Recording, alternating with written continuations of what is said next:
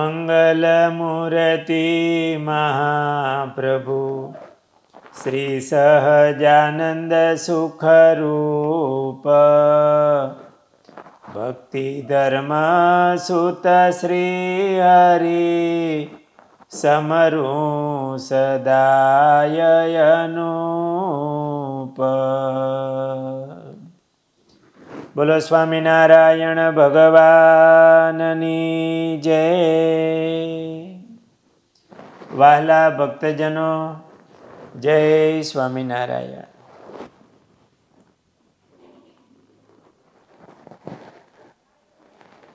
ભક્તરાજ દાદા ખાચર,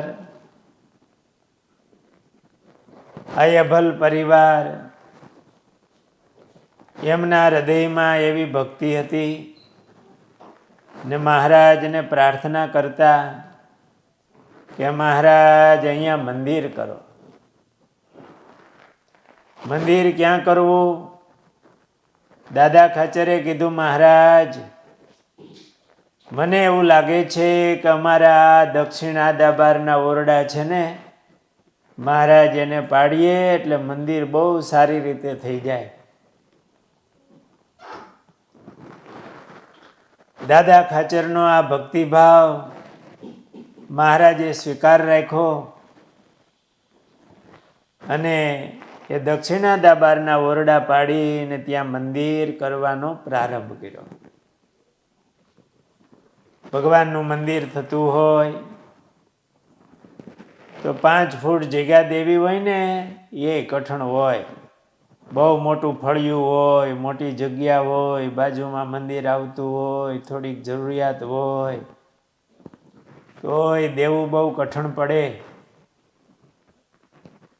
આ દાદા ખાચર એમણે પોતાના ઓરડાઓ પડાવી અને ત્યાં મંદિર થાય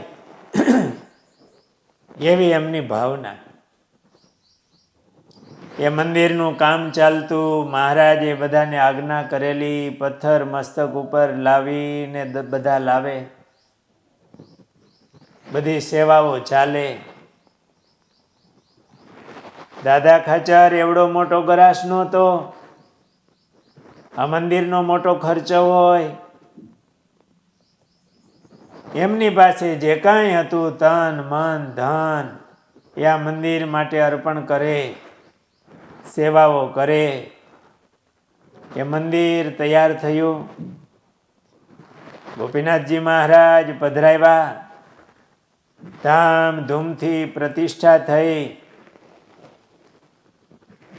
પૂજારીઓ પણ મૂર્તિમાં પ્રગટ ભાવ રાખી અને સેવા પૂજા માંડ્યા કરવા.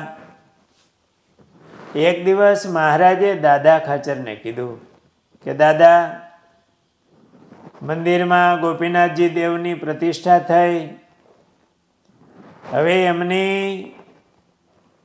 નિરંતર કાયમને માટે સારી રીતે સેવા થતી રહે, થાળ ધરાવાતા રહે, એવી વ્યવસ્થા કરવી જોઈએ. દાદા ખાચરે હાથ જોડી કીધું, મહારાજ તમે જેમ કહો એમ કરું. મહારાજ કે દાદા, હું કહું એટલી જમીન ગોપીનાથજી મહારાજને અર્પણ કરો. ભલે મહારાજ. પછી મહારાજ દાદા ખાચર બીજા પાર્ષદો એમને સાથે લઈને રાધાવાડીએ પધાર્યા. અહીં મહારાજ ઉઘાડા ચરણે ખેતરમાં મહારાજ ફર્યા.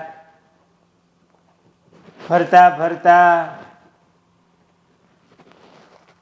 ઉગા મેડીના માર્ગે આવીને મહારાજ ઊભા રહ્યા અને દાદા ખાચરને કીધું, દાદા આટલી જમીન ગોપીનાથજી મહારાજને આપો. એ જ ઘડીએ દાદા ખાચરે એ ભૂમિનું શ્રી કૃષ્ણાર્પણ કર્યું. દાદા ખાચરે 200 વીઘા જેટલી જમીન ગોપીનાથજી મહારાજને અર્પણ કરી.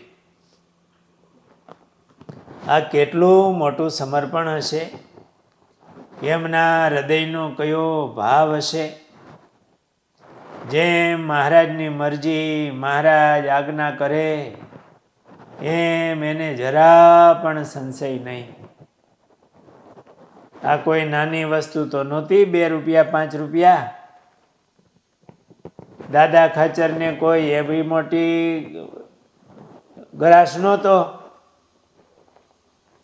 200 વીઘા જમીન મંદિરને અર્પણ કરી. એ વખતે મહારાજ આમ ઉઘાડા ચરણે ફર્યા ને વાડીમાં, ત્યારે સુંદરિયાણાના પૂંજા શેઠ મહારાજની સાથે હતા.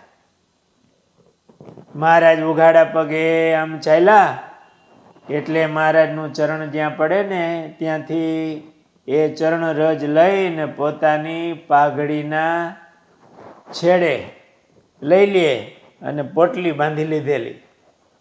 આ ભક્તોને પણ કેવો મહિમા હશે.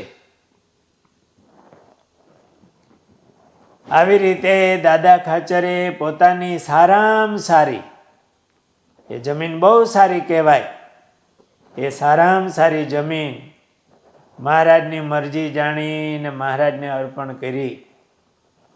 આજે પણ એમાંથી અમુક જમીન, અમુક વીઘા જમીન એ મંદિર પાસે છે અને ત્યાં ગાયોની ગૌશાળા વગેરે છે. આ રીતે દાદા ખાચરનું આ સમર્પણ બહુ મોટું હતું. એમને એવું લાગે છે આ પ્રસંગો સાંભળતા કે એમણે એમના મનમાં, એમના હૃદયમાં ભગવાન વિના બીજું કંઈ રાખ્યું નહોતું. ભગવાન વિના બીજે ક્યાંય એ બંધાયેલા નહોતા, ક્યાંય એને મમતા કરેલી નહોતી. એક મહારાજ ને મહારાજના સંતો ભક્તોમાં એને મમતા હતી અને મહારાજમાં એવી પ્રીતિ હતી. ત્યારે જ આટલું મોટું સમર્પણ પોતાના દરબાર ગઢમાં ઓરડાઓ પડાવીને ત્યાં મંદિર કરાવે, વળી એમાં આર્થિક સેવાઓ પણ એની પાસે જેટલું હોય એટલું અર્પણ કરી અને મંદિર કરાવ્યું. વળી પાછું મહારાજે આજ્ઞા કરી તો 200 વીઘા જેટલી જમીન એમને અર્પણ કરી. આ દાદા ખાચર, એમનું સમર્પણ એ તો ઇતિહાસમાં લખાય એવું છે. એ મહારાજના આવા ઉત્તમ કોટીના ભક્ત હતા. સહજાનંદ સ્વામી મહારાજની જય.